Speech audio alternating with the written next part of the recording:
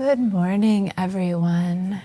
I take refuge in the Buddha. I take refuge in Dharma. I take refuge in Sangha. This talk is called Coming Back Home. Come back home to the heart, the place where seeds take root and begin to awaken. The source of life rests in you. Come back home to yourself, for you are not what you think you are.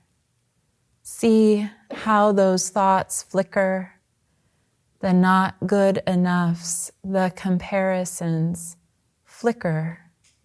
Come back home to this breath.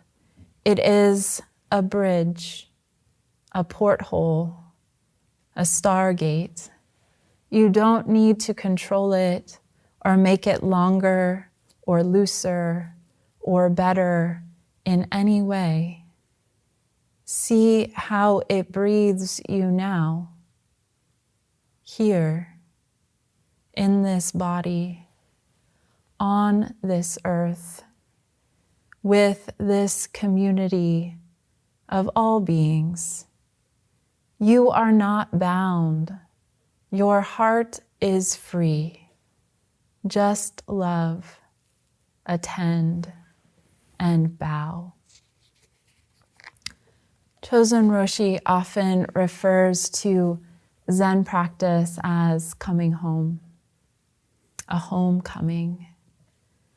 This tradition, a set of practices and forms that support us in truly being ourselves. What is the self? Who are you really? Who are you really? So this weekend, someone said a beetle, someone else an earthworm, someone else a dream. Someone said a tree, a leaf, starlight. Someone said a smile, kindness, the breath, a witness, a friend, a mountain, the sky.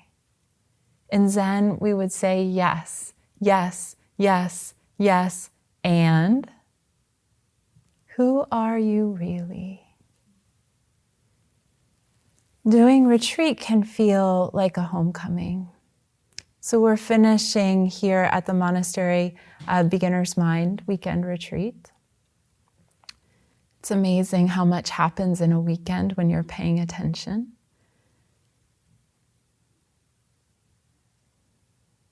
Doing retreat can feel like a homecoming. Doing Zazen can feel like a homecoming. Being present with this breath can feel like a homecoming.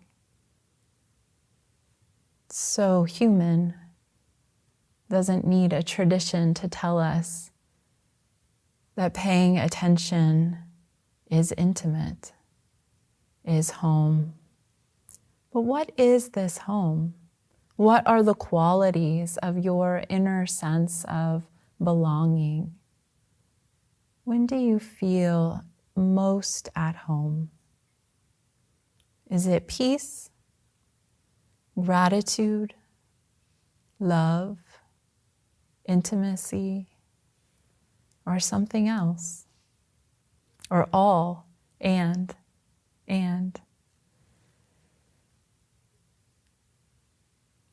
When do you feel at home with yourself in your own body?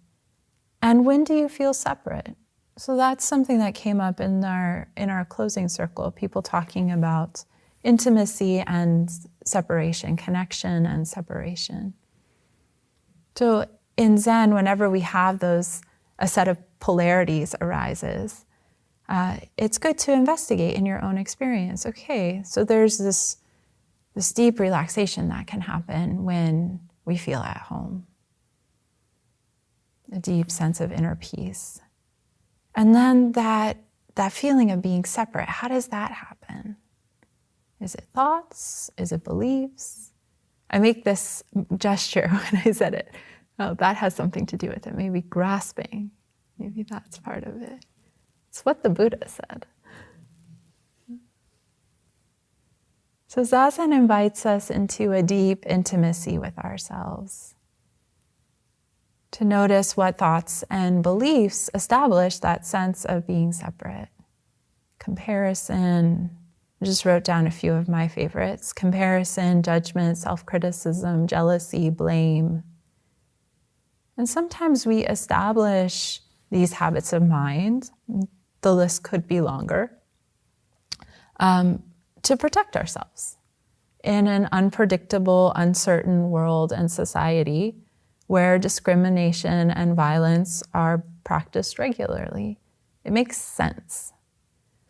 It makes sense that we have habits of mind to protect ourselves.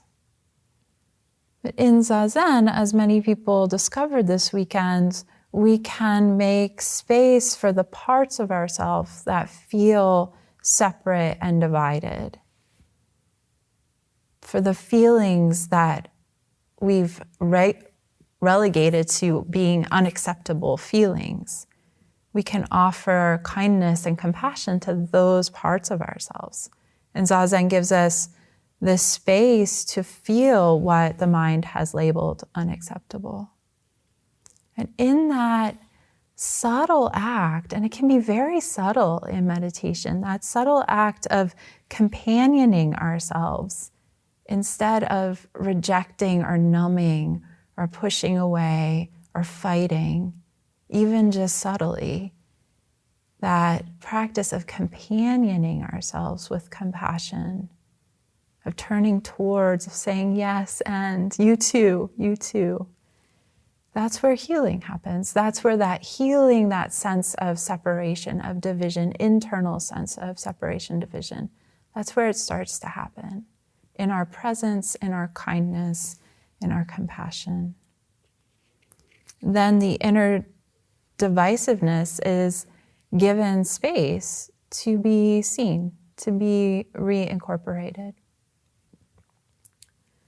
Zazen also gives us space to see how the apparent others in our lives, to see these apparent others in our lives without labels, without the labels that we usually put on people. Or we see the labels that we're putting on people as it's happening and it seems ridiculous.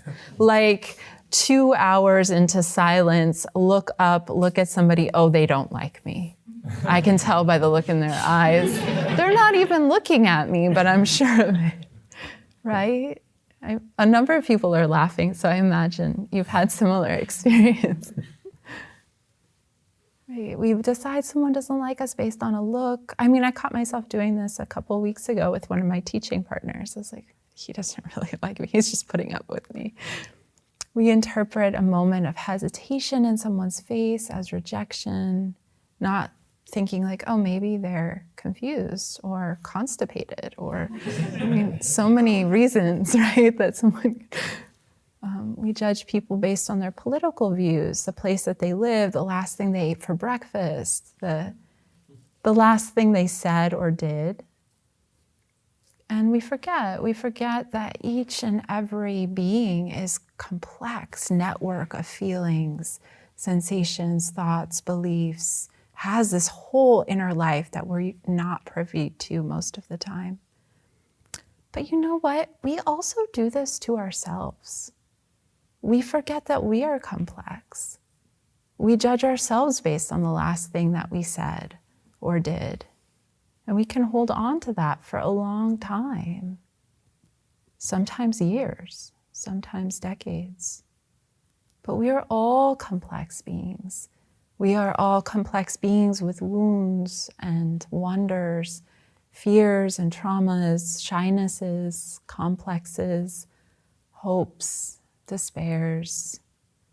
And we all have the capacity to love, to express love, to care for each other.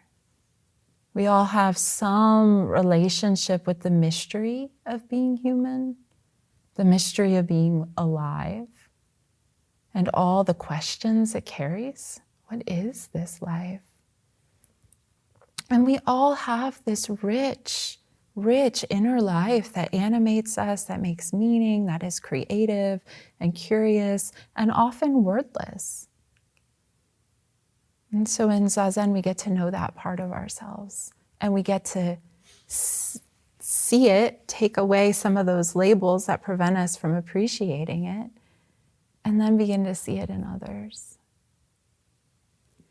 And there's a famous line from one of the founders of the Japanese Soto Zen tradition. His name is Dogen Zenji. And I find it a great summary of the path of spiritual practice, and people probably know what I'm going to say. It's often quoted at the end of a beginner's mind retreat, but it's a very good line. I want to give you this transmission so you have it. To study the Buddha way is to study the self. To study the self is to forget the self. To forget the self is to be enlightened by the 10,000 dharmas. To be enlightened by the 10,000 dharmas is to free one's body and mind, and the body and mind of others. No trace of enlightenment remains, and this traceless enlightenment continues forever. So it's a line with a lot of layers, a lot of depth, one you can ponder and carry around with you for the rest of your life, and it will continue to give. But let's look at it line by line, just to take a little dip into its wisdom. So to study the Buddha way is to study the self, to be on the spiritual path, whatever spiritual you want to call it, to be on this path of being human, this life, is a study of the self, is a study of what it means to be alive. Who am I? Who am I really? And so we start where we are. Pema Chodron's famous book line is really good. We start where we are. Dharma practice is an invitation into the sanctity of this unique human life. This is the one we get to study. This one with these hands, this breath, these thoughts, these ideas, this perception. So I started this talk asking the question, who are you really? It's a serious question. That question alone you can carry around for the rest of your life. And this is one of the primary questions in Zen practice. So to study the self means and can mean getting to know ourselves by getting to know our inner community, which if this is your first retreat, I'm sure you came across some characters like the inner critic, the judge. We come to know our hurts, the ways that we separate, the ways that we wiggle away from intimacy. We come to know how the mind likes to wander. We come to know what practices help us establish a sense of balance. We learn how to be friends with ourselves. We learn how to love ourselves. And that's a really fundamental part of this. To study the Buddha way is to study the self. It's learning how, coming to love ourselves, all of ourselves. And as we make peace with ourselves through meditation, through loving kindness practice, through self-compassion, we also begin to make peace with the parts of others that perhaps we didn't like in ourselves. As we include more kindness for ourselves, it extends out and affects our relationships. We learn to see what thoughts and beliefs make us difficult to be around, and then appreciate that others are difficult because they too experience fear and have harmful strategies for working with their fear because they never learned another way, just like we never learned another way until now. The next line, so that we could go on and on with that line, but there's a little hint of how to start working with to study the self, which you all have been engaged with this weekend or in your spiritual life. So the next line is to study the self is to forget the self. And self-forgetting happens when we begin to see that our thoughts and beliefs about the world aren't 100% true. They're just a perspective. They're one perspective, a voice among many voices. And so in that seeing, even just putting a question mark behind a thought when it arises. You're not good at this. You're not good at this. Might be a question, not a statement of absolute truth. We can learn to take ourselves a little less seriously. And we can begin to use our thoughts instead of being used by our thoughts. You get that sense of being used by your thinking mind? It's just like totally in control and you're at the mercy of it. Well, through studying the self, we can learn to put thoughts in their place. They don't have to be the 100% truth of the moment. And so we can use them instead of being used by them. And so perhaps in this process, some views, some thoughts are shed. We see through them. Some are opened up. We see beyond them. We can have periods perhaps of zazen during the day or in our daily lives where the weight of trying to be someone, trying to be right, trying to be good is lifted temporarily. And we can simply be. Breath, bird sound, sky, tree, human, sadness, fear, anxiety, peace, all have a place, and all can be felt and experienced without labels. So something that came up in one of the group interviews that Myoyu and I co-led during this retreat was the experience of being with a feeling in the body without a label. So let's try it. Right now, scan through the body and become aware of a part of the body where there is mild discomfort or tension, something your mind would label discomfort or tension. Now see if you can get a little close to that, like let's go inside that sensation, and let's pull off the label discomfort and tension and just be with the direct experience. And simply feel and experience the physical sensations in that area with kindness and curiosity. So see, feel. Does this area of sensations have a shape? And feeling from the inside. Does it have a color? Are the sensations in this area, are they constant? Or do they arise, exist for a while, and change, disappear even? And then a new sensation arises. Is there space around the sensations?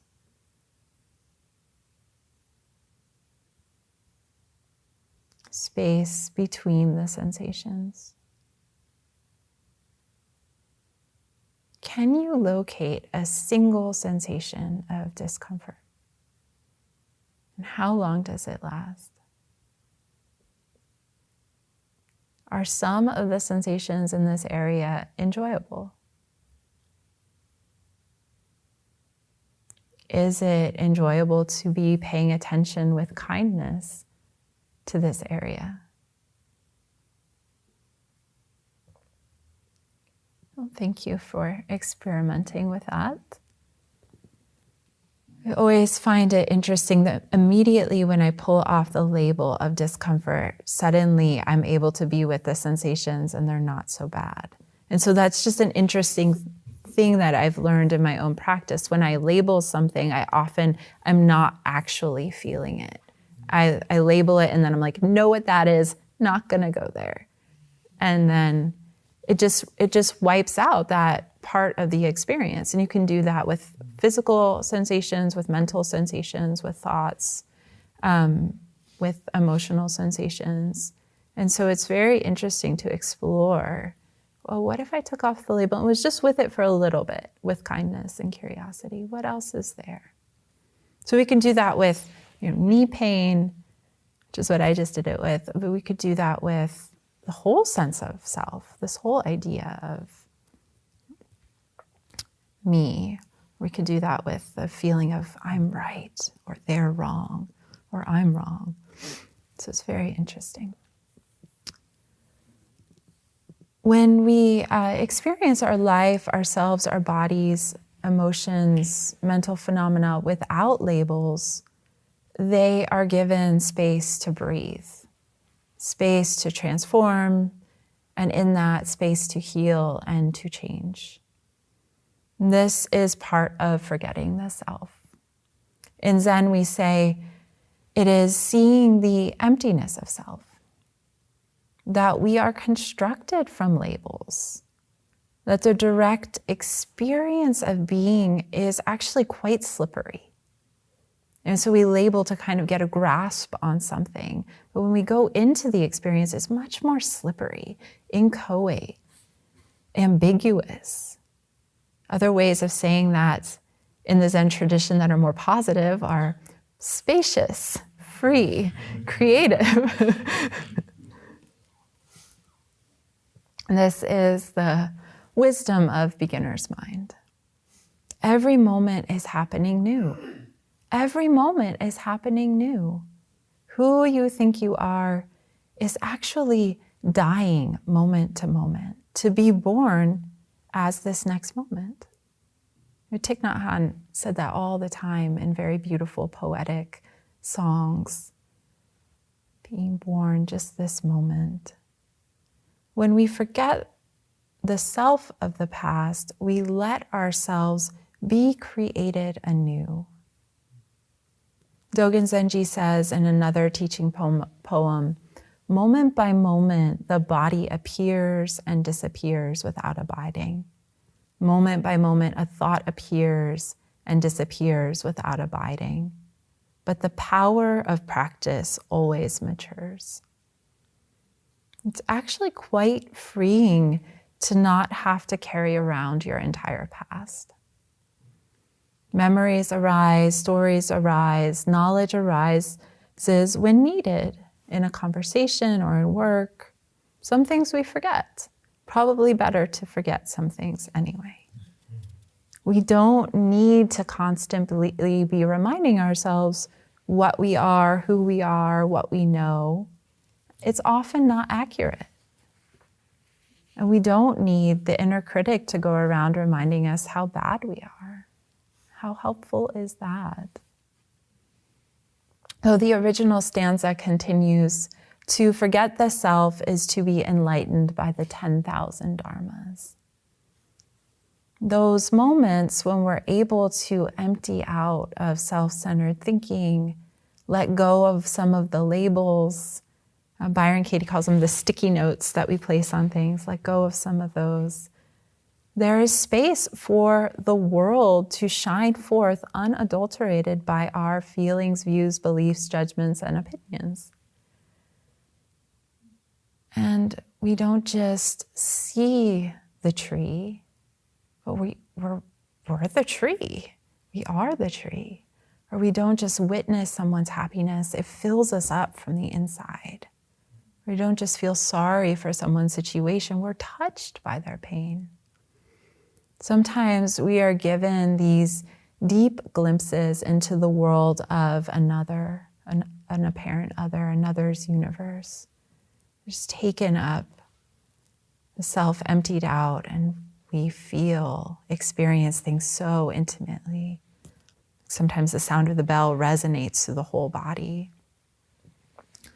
Or another way of saying this is sometimes we're able to imagine into feeling another's experience. So Myoyu posed the question this morning. She did a meditation on being a tree in the forest, and then posed the question, does the leaf know anything about the starlight? So what is it like to drop your self-view for a moment, this view of I'm a limited human being, I don't have any connection to the tree or the star, and become the tree, the leaf and the star, become land, become mountain. We have koans in the Zen tradition that help us work at stepping out of our self-centered thinking, our human-centered thinking, and try on aspects of this self, of the universe, parts that perhaps usually we disidentify with or just really other. Like one koan says, save a ghost. Another says, stop the fighting across the river. Another says, bring me a mountain. Another way to appreciate being enlightened by the 10,000 dharmas is holding the open question, what can I learn from this? What can I learn from this? Can I see everything that arises in my life as teacher, as path? Can I let myself be a humble learner of life's mysteries? One teacher says, whatever arises, love that. When we forget the self, we let the world become ourselves. And it actually already is. When we forget the self, we let the world become ourselves. We have this amazing capacity as human beings to be aware. It's an amazing capacity. It's so fundamental to who we are, we often take it for granted. But we have this amazing capacity as human beings to be aware. Our awareness in the contemplative traditions, we say it's the ground of mind. It's the ground of our being. It's the primary aspect of experience. And when we are aware and know that we're aware, which often we touch in meditation, sometimes we're going around on autopilot and awareness is just functioning freely for us. But when we're aware and know that we're aware, there is freedom. That's the key to freedom. The content of our awareness is part of the field, but not the totality of who and what we are. So the content of our awareness sometimes manifests as a building, sometimes as 55 people in a room, sometimes as thoughts, clouds, spirits, trees, ice cream, hint, pain.